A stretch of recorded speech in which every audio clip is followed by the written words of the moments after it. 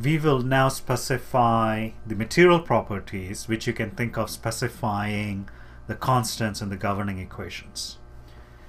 So if I go back to the governing equations, when I drag static structural into the project page, and I gave it, volumes for the geometry, it turned on, it knows that it needs to solve the 3D equations of equilibrium. So these are turned on now, and the body forces are turned off by default. So there's nothing to specify here, no constants appearing here. If I go to the constitutive model, I have E, nu, and alpha as the three constants that I need to specify. So we'll specify that in material properties, and this term has not been turned on. These thermal strain and the preload, the bolt preload, have not been turned on. We'll turn those on a little bit later, but we can specify alpha before that. And in the strain displacement relations, there are no constants appearing, so we need to specify E, nu, and alpha. Let's do that. I'll go to the project page here and double click on engineering data. I'll add a new material, and I'll say 300 series stainless steel. Under linear elastic, so I have isotropic elasticity. I need to change the units to US engineering. It's not changed the unit here, so I need to also do that manually. So I'll change it to PSI, and it is 2.9 e to the power of 7 psi, and Poisson's ratio is 0.27.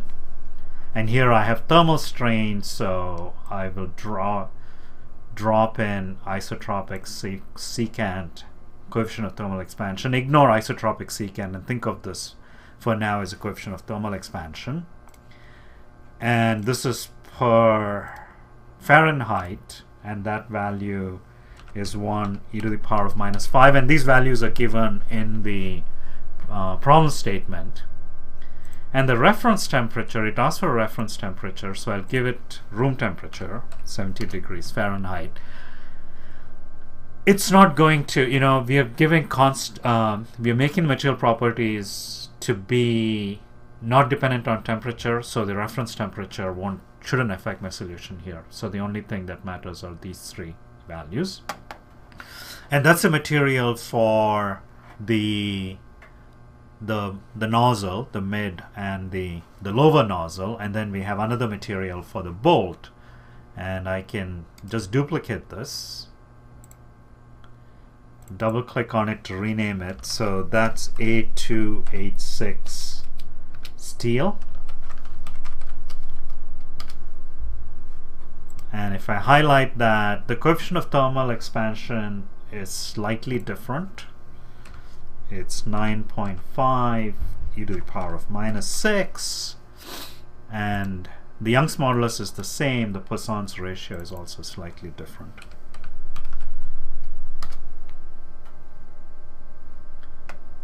Okay, and you can double check that the values you've entered for these two materials are the same as in the problem statement.